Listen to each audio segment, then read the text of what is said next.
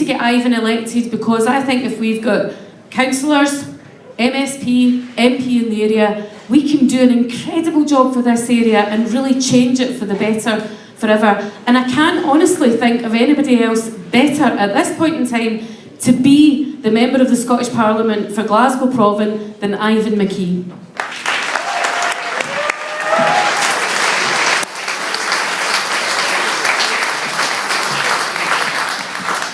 Thanks very much, Anne, and thanks to Tommy and Humza and Elaine for wonderful words of support, much appreciated. I think the last time Humza and I were on a platform together was during the referendum campaign just up the road from here at Strathclyde University, and there was a debate, big lecture theatre, packed out, standing room only, chaired by Professor John Curtis, who some of you might know from his appearances on the telly, and there was a reporter from The Economist magazine sneaked in at the back of the hall. He was doing a tour of Scotland, writing about what was happening in this referendum thing. And when he got back to London and penned his article, and I saw it in The Economist a bit later. And The Economist, for some of you that might not know, it's one of these publications that thinks Scotland's unique. I think Scotland's uniquely incapable amongst all the nations of the world of running its own affairs.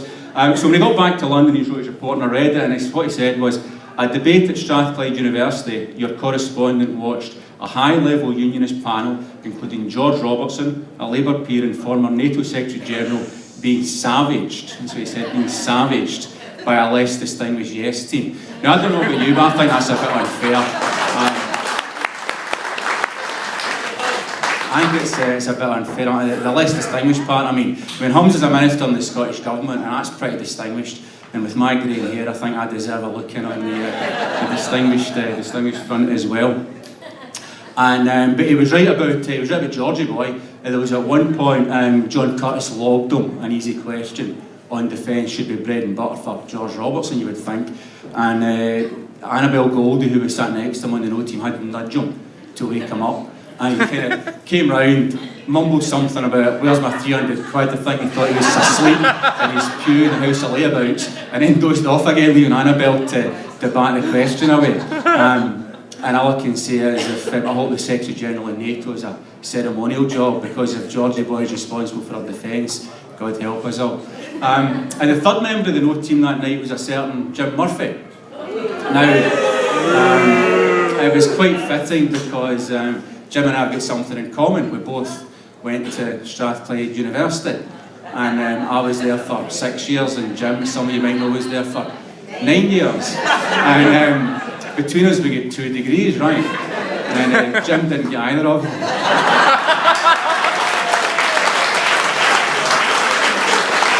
But of course, what Jim did get was a free university education, and students in Scotland still do, and long may it continue thanks to the SNP government. Now, I don't know what Jim did for 9 years, but I studied engineering, and I was walking in the shadow of the giants, the inventors and the engineers from the 19th century that laid the foundations that built this great city to be the industrial powerhouse that it once was, before the deindustrialisation that's destroyed so many of our communities. We've got an opportunity, and I feel a responsibility to take that upon to do what we can to rebuild that industrial base in this city and across this country. When I was selected to fight Glasgow Province, as Anne mentioned, I made 3 commitments. The first one was to work full-time in the seat from now until May to win it for the SNP. The second one, to use my skills, experience, background and knowledge to do the best I can for the people and to develop the communities in Provenance. And the third one was to be a strong part of the SNP team leading Scotland towards independence, because, as Humza rightly said, we've absolutely not forgotten about what this is all about and where we're going. Now, Provenance, a constituency, it's an area with a bit of history, a lot of challenges, but a huge amount of opportunity. Near to Rob Royston, which is one of the newest developments, as you'll know, lies one of the oldest features in the constituency, the Wallace Well, where William Wallace had his last drink, and I don't think it was a pint of Tennent's, but he had his last drink at the Wallace Well. And nearby the cottage where he was captured and taken to London in 1305. Just here we've got the 19th century vision of Alexander Denison to build a vibrant community in the east end of the city, and then we've got some post-war developments in the constituency, maybe with less vision and less forward planning, but nevertheless each and every one of them home to a vibrant community spirit. We've got Balornock up next to Springburn Park, which was my local park when I was a kid. Used to play there, go on the Ori boats and visit the winter gardens, now long gone. And Alan Casey was out canvassing in Barmulloch just before Christmas, and he chapped on my cousin's door, and glad to report they're all voting for me, so that's good news. I want to the opportunity to thank Councillor Jerry Boyle, who's taken the time to take me around local community councils and community groups doing some great work in Easterhouse and Black Hill and Provan Mill, and others that have done the same and introduced me to people in Denniston and Hag Hill and Rochasey and Carntine and Bridray and Cranhill and Springboig and Wellhouse and right across the constituency. And not forgetting, of course, we've got industrial estate in Queensley, underutilised, which is a great potential for job creation in the heart of the constituency. Because what I learned from Jerry Boyle and from Anne McLaughlin, from other MPs and MSPs, is the importance of focusing on what's important to people, and that's what SNP does best. Listening to what the concerns of the community is, listening to what the problems individual people and the concerns they have, and then teaming SNP working together, MPs, MSPs, councillor support staff, to make sure that we deliver on the ground for what people want. So we've had a good campaign so far. We've had knocked on 1,000 doors, believe it or not, in the run up to Christmas, which was great. And I always knew this would be, I'd have a great team here when I heard about the Provan 57, which was the campaign team led by Anne McLaughlin, who managed to get a 57% yes vote in the referendum. Sorry? Oh, Aunt Mary, right. In the referendum, and then went on to break the BBC swingometer with a 39-point-something% swing in the general election to win Glasgow North East for the SNP in May. So that's a great team. I've got my local organisers out, most of them here tonight. I've got indie cyclist Mark Coburn, I've got Alan Casey, I've got Claire Perry, I've got James Gilchrist, I've got Peter Toner, all out organising locally in all weathers, making this thing happen. Mary McKee, who's organising the campaign rooms, which are now open if anybody wants to come and do a shift. I've got Graham Snedden, my hard-working and very talented agent, keeping us on the straight and narrow path to a victory in May. And we're about to unleash a secret weapon in the next few weeks, which is Martin Monaghan and Kevin Kennedy with a high mobile, high vis team to get back out on the streets banging the drum. And I want to thank all the activists as well who've worked putting shifts so far, and all those that are going to help over the coming weeks. And while I'm thanking people, it starts to sound like the Oscars, I want to thank my wife Eva for her encouragement and support in this process. And my mum and dad are here tonight as well for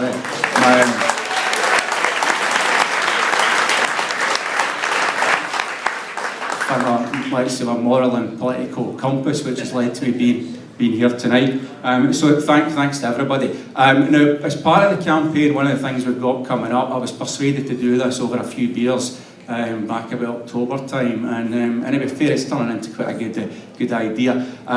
Across Provan, we're going to launch a fundraiser, a crowdfunder, in the next couple of weeks, and we're not just going to ask people for money. We're actually going to go out and sweat on the streets for it. We're not just going to use it to raise funds. We're going to use it to raise the profile of the campaign. There's 28 polling stations across Provan constituency, 18 miles end to end. Myself, marathon man David Houston, who's our branch secretary, and a couple of others volunteered tonight as well. We're going to run the whole thing, 18 miles on Saturday, 19th March. So, sponsored run, and gets us out, visible in the community, and gets to know it street by street. We're also using that to launch a Super Saturday of campaigning that day. So anybody who wants to come along and do a bit of campaigning, or if you feel up to it to run a mile or two, you're welcome to join. I think that's what they call SNP Active. So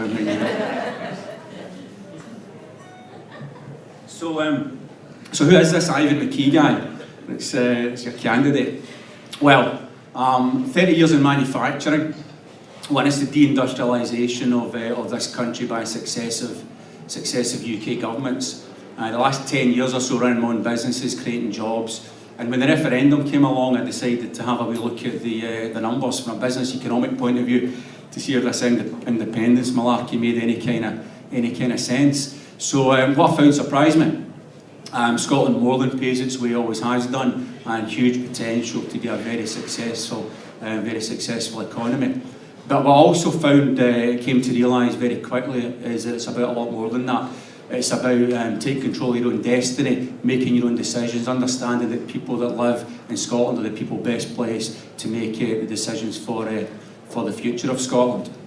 And I went along to a yes meeting and put my hand up and volunteered for something, put my toe in the water, and before I knew it, I was in swimming with the sharks. I was on the TV, on the radio, up against all kinds of people. Did my YouTube videos and went on a tour of Scotland, did about 100 events, debates and public meetings, length and breadth of the country. Didn't get the same publicity as Jim Murphy got for his wee Iron Brew Crate tour, but I did get to all corners of this fabulous country. I got up to Orkney in the middle of summer, stunningly beautiful, and I had the pleasure of working up there with a lot of the team that are supporting the Orkney Four, now in their principal stand against Alistair Carmichael. The high road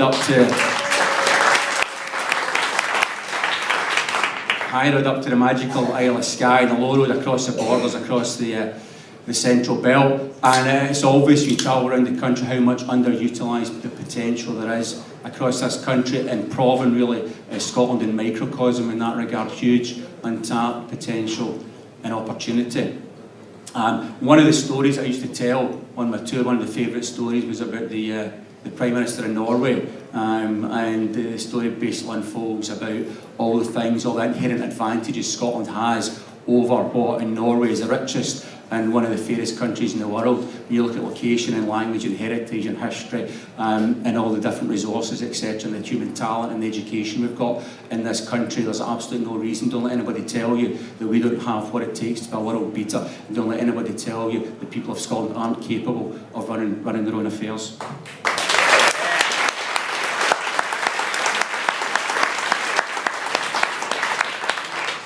So it's a pleasure to have Humza here tonight as the Minister for International Development, because we all want an international, outward-looking, modern Scotland.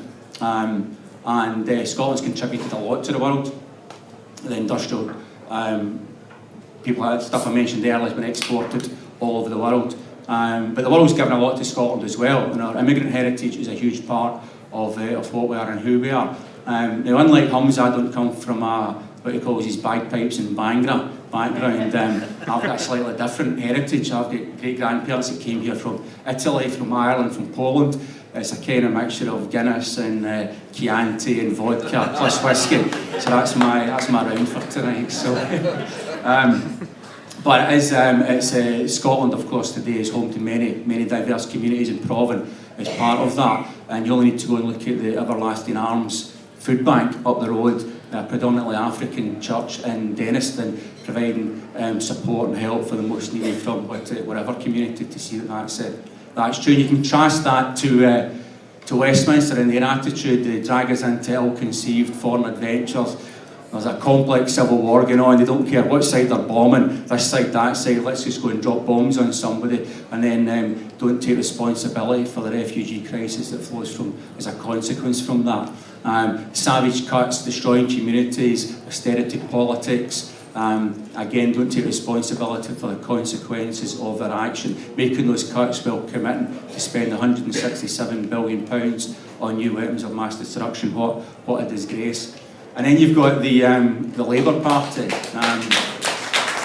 which is, I was going to say they play musical chairs with their leader and their policies, but the last week it's kind of been like somebody's turned the lights out, stole all the chairs and turned the music off, and they're all kind of stumbling about in the dark and bumping into each other, and nobody knows what's going on. An absolute mess. And it's great we've got Tommy and Anne, and Patrick Grady's here tonight, and Alison Thewlis, and the others, the SNP MPs at Westminster, who are the real talent and the real opposition to this Westminster.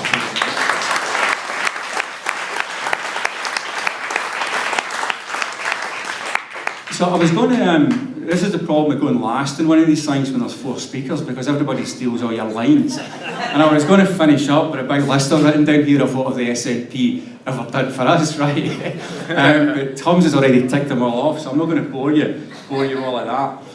What I'm going to go on and say, of course, is that the SNP government standing on its record, and it's a great record, a very strong record. We shouldn't be ashamed to take that out on the doors. But we can't rest on laurels. There's more to be done to develop this city and this constituency and this country going forward.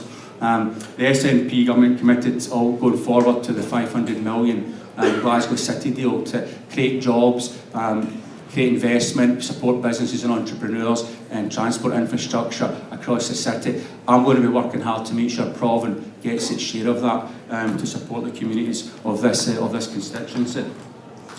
And I want to talk about NDRF2, and Elaine's mentioned that, and we've got some meetings coming up on Sunday actually to talk about this in a bit more detail. NDRF2 is coming. It's coming yet for all that, and when it does come, we're going to win it on the back of what we've delivered, what the SNP government's delivered for the people of Scotland.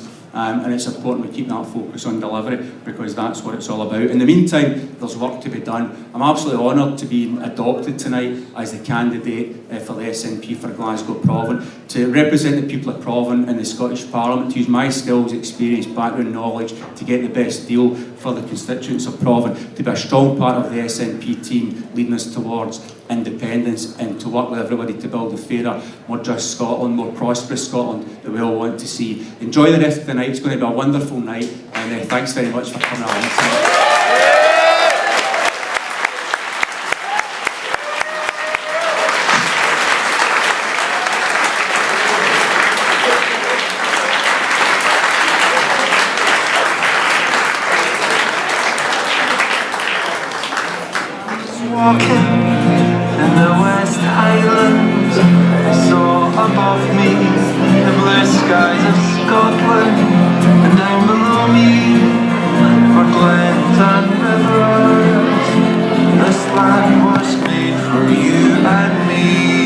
This land is